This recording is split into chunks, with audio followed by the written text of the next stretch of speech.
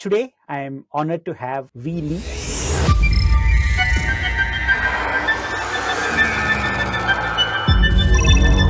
He's responsible for developing AI software and co-designing AI hardware. So I have heard you talk about the work that Intel is doing to bring AI everywhere. So what exactly does it mean? What's exciting about AI everywhere is we are really at the stage where AI can be used everywhere. And what Intel brings in is a combination of hardware and software. On the software side, the entire ecosystem is critical. PyTorch has formed a PyTorch Foundation. It's interesting because You are representing Intel within the PyTorch Foundation. they want to grow PyTorch, and as a result, you can democratize AI. We're building a large cluster of Gaudi processors.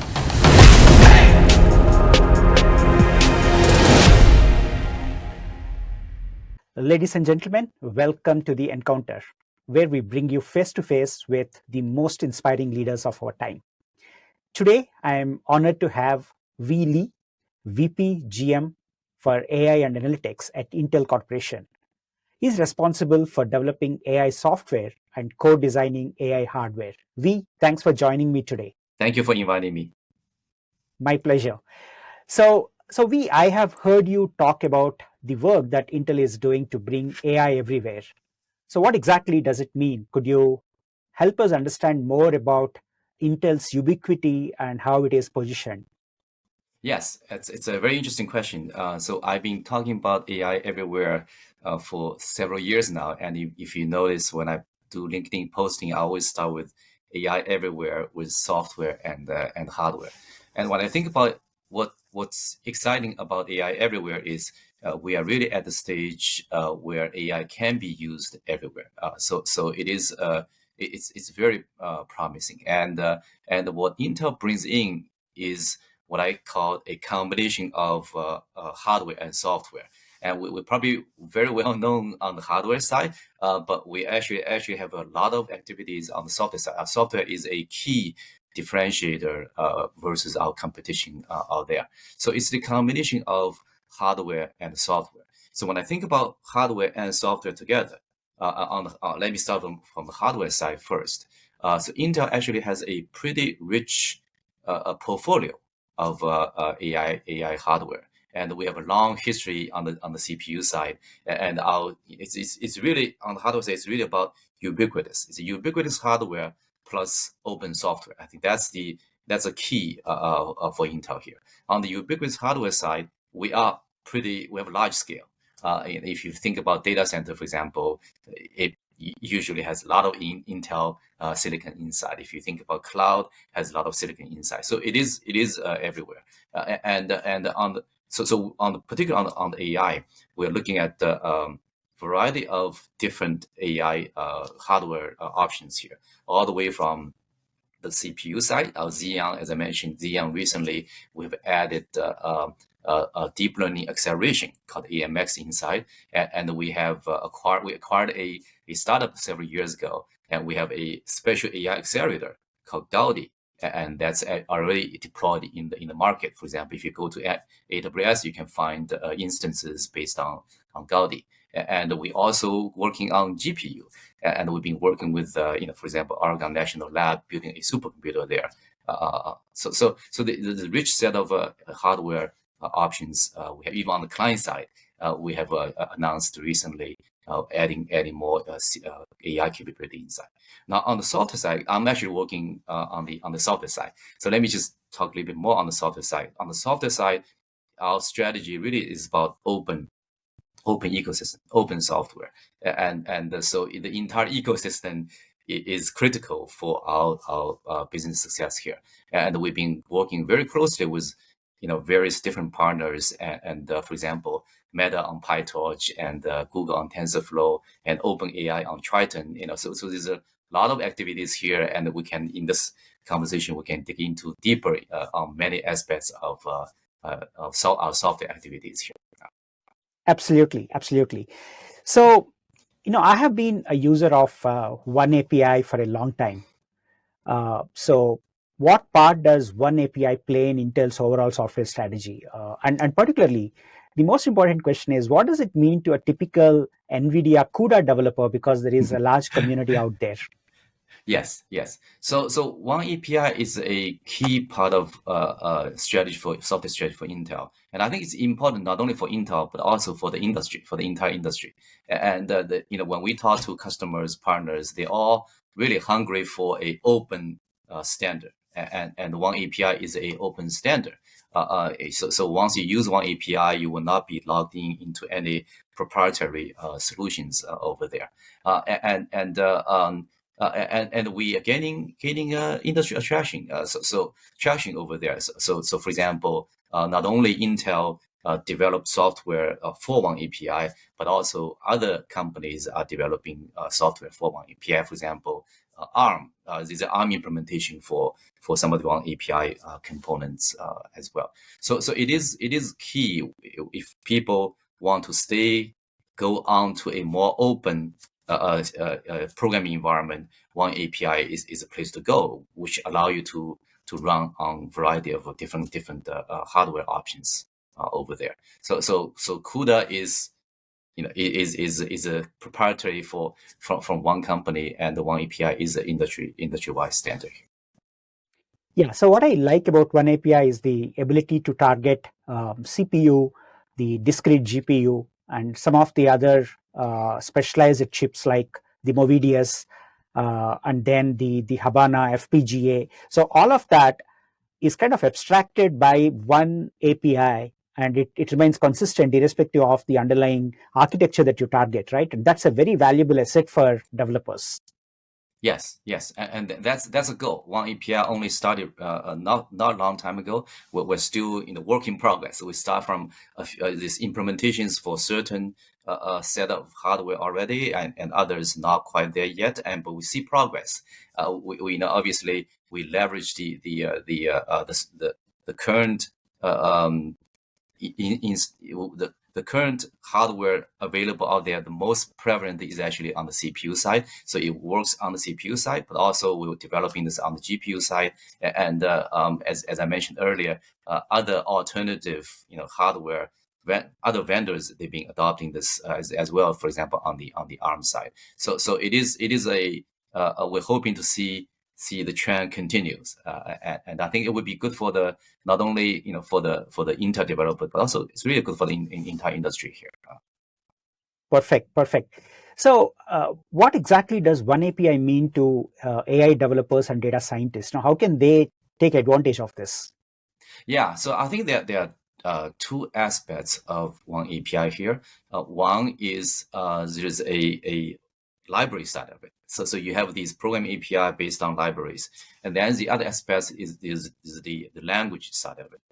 So from the AI developers, we have different types of AI developers, all the way from the system software developers, for example, PyTorch developer, TensorFlow developer, all the way to the application developers who are developing models, and usually on the framework developers development side, for example, in terms of libraries, so one API has a library targeting DNN, targeting neural networks, specific deep learning specifically, and one API has a library targeting communications, called one CCL, and these libraries are really critical when we implement the optimizations inside frameworks. So, for example, I have a team working on PyTorch, I have a team working on TensorFlow. They use one DNN library at the underlying mechanism, and also they want one CCL library as the underlying API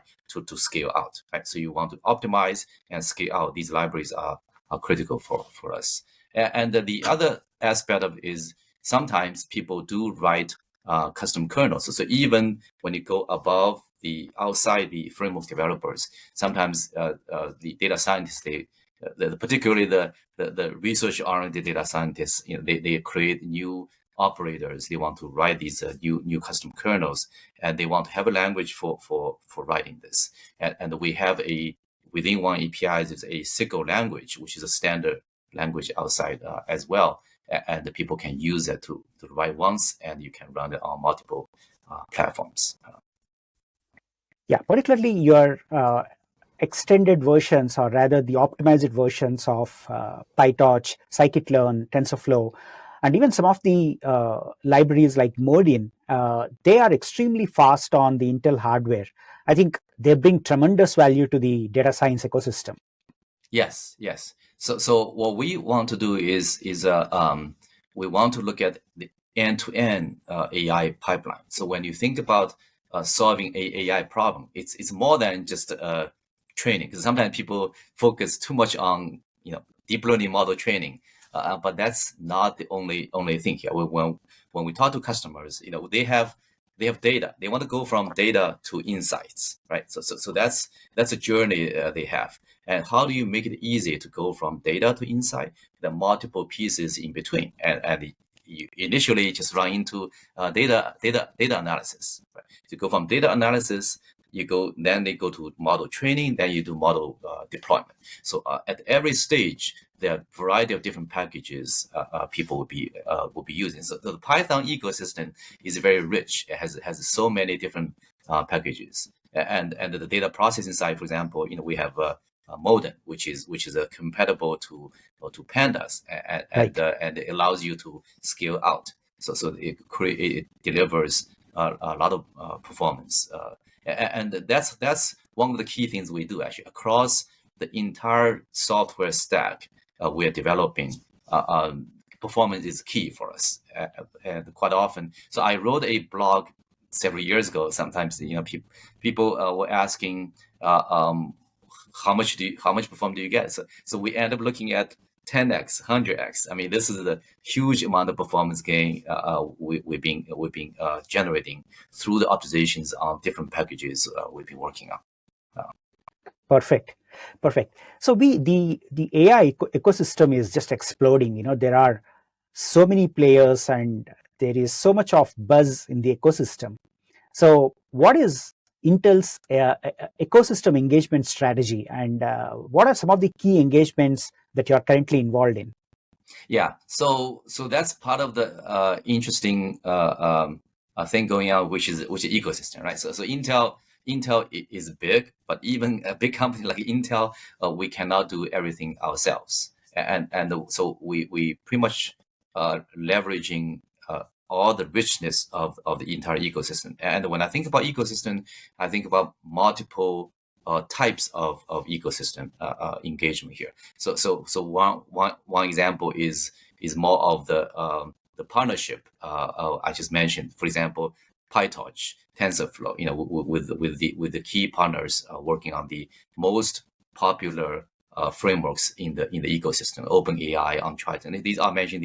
These are already, right? And then the other type of partnership is for example, we're working with Accenture, and in developing, because Accenture has a broad reach on the customer side.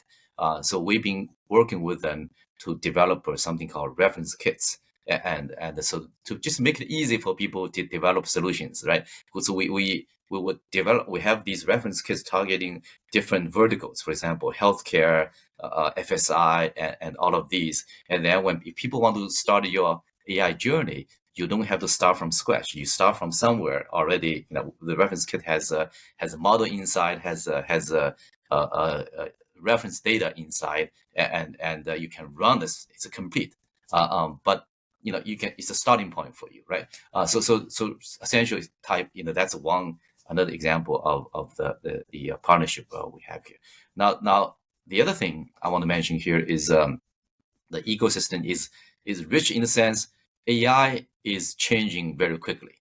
AI is not a stale domain. AI is really fast moving, right? So I found this very fascinating because my background is I was a researcher a long time ago. So I came from the research environment, and it was fascinating to see AI. Even though I'm doing products, I'm still in touch with research, because you have to be in touch with research when you do AI.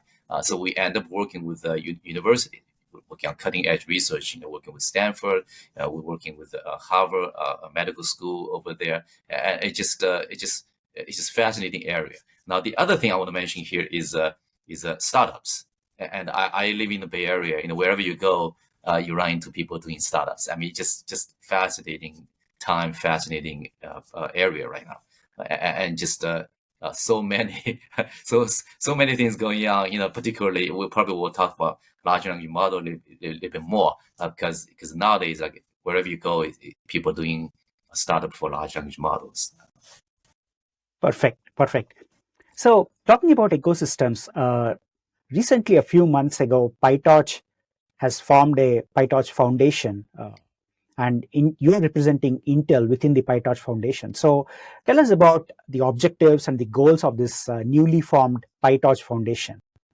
Yeah, so it's interesting because PyTorch Foundation, the goal is they want to grow PyTorch, and it's a neutral place to grow PyTorch and to increase adoption, to increase PyTorch development inside the community. I think these are all very critical in open source fashion, and that can help PyTorch grow. And as a result, you can democratize AI. Right? That's the PyTorch mission over there.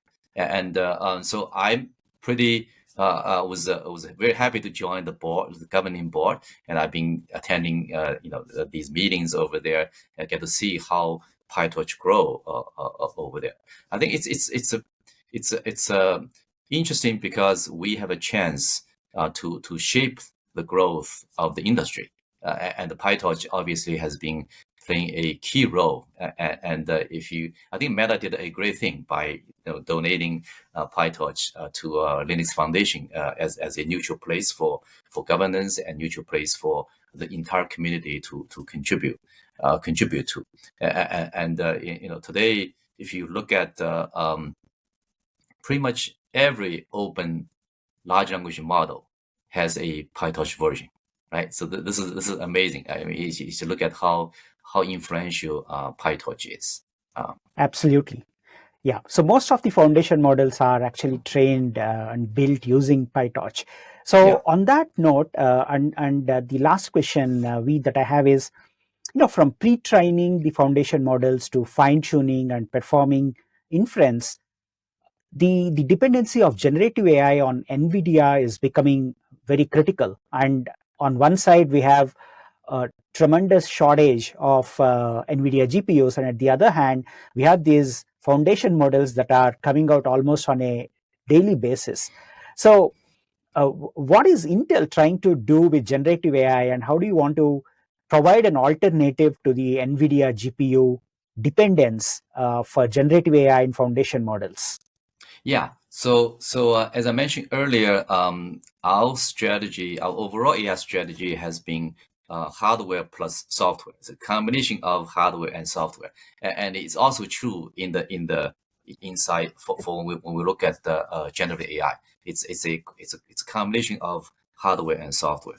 And on the hardware side, as I mentioned, we have a rich portfolio of hardware all the way from Gaudi Special Accelerator to Xeon and to GPU. And when you think about, you mentioned already, so on the general AI side, on the model side is also pretty interesting. So you have Right. the pre-training, and you have the fine-tuning, and you have the inference. So these are the three major types of compute you need to do for generative AI.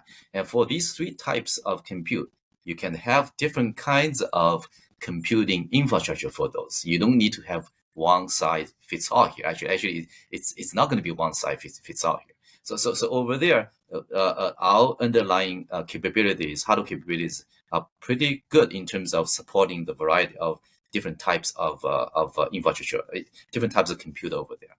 So for example, Gaudi, we are creating a Intel developer cloud. We're building a large cluster of Gaudi processors, and over there you can actually do pre-training. Because if you think about thousands of Gaudi processors, right? And by the way, the Gaudi processor is pretty powerful. And just a few days ago, this is a timely conversation here. Just a couple of days ago, on Monday, MLPerf announced the recent results, and Gaudi, showed a very interesting MLPerf result, and we have a lot of articles already talking about Gaudi provides a alternative to NVIDIA GPU, because if you think about performance, is pretty comparable, and the price performance is even better, right? So it is. So Gaudi is a good alternative on the pre-training, and you can use it for fine-tuning inference as well. Now, for people who already have Xeon, and you can actually Xeon because of the acceleration, deep learning acceleration inside, you can also use it for large language model inference, and sometimes for fine tuning as well. And so we have multiple alternatives. And if you look at the couple about 2 months ago, when Meta launched Llama 2, and they actually came to us, want us to collaborate on to support the Llama 2 launch, which we did. And during that period of time, we actually published a blog for Llama 2 performance on 3 platforms we have: Gaudi, Xeon, and PBC. And it shows very compelling performance results over there. So that's on the hardware side of things. Now on the software side of things, we're doing a lot of work for large language model specifically as well. So one example I want to show you here is Hugging Face. I mean, Hugging Face has become a pretty leading provider of hosting area for all the large language models, and we've been working with them very closely. They have a library called Transformers, right? Because everybody's doing transformer-based solutions nowadays. So we actually have a Intel extension for Transformer. So we added additional capabilities to the Transformer library they have, and within the Intel extension for Transformer, we have a neural chat. So if you want to build a chatbot, you can just start from there. We have a neural chat reference implementation there already, and we also have additional features for people to fine tune the model and quantization or whatever the optimization we have, and make it faster over there. So that's just one example of software capabilities we're building specifically for large language model, and we're doing multiple other things. We have we've been working with Intel Research Labs, and they created something called FastRag. And FastRag is a new package which makes use of the retriever augmented approach, and you can build a knowledge base, and that makes it easy for you to customize your model without having to actually fine tune the model altogether, right? So there's alternatives going on here. And then talking about partnership, we've been working with Microsoft for a long time, and Microsoft came up with a package called DeepSpeed, which is targeting specifically for large language models. And over there, we have created a interface. So that it's similar as the oneAPI approach. We create an interface inside DeepSpeed that allows us to plug in different kinds of hardware implementations. And other companies are using this also. Our competitors are using this also, right? So it was designed for the entire industry. It's not just designed for Intel here. Perfect. So I will actually check out the Transformers extension for Intel. That sounds very promising. And before we wrap up, when will Habana Gaudi becomes available on Intel Dev Cloud? Is it already available? Can I sign up for that? Yeah, you can go to the beta is also you can go check out, and it's already available, and we're happy to have more customers for this. Perfect. Excellent. Well, that brings us to the end of this discussion. Thank you so much for joining, and I'm sure we're going to have a follow-up in a few months after GenAI picks up and the Habana family becomes more pervasive. Looking forward to it. Okay, thank you. Just getting the sun here. I don't know how the video will come out.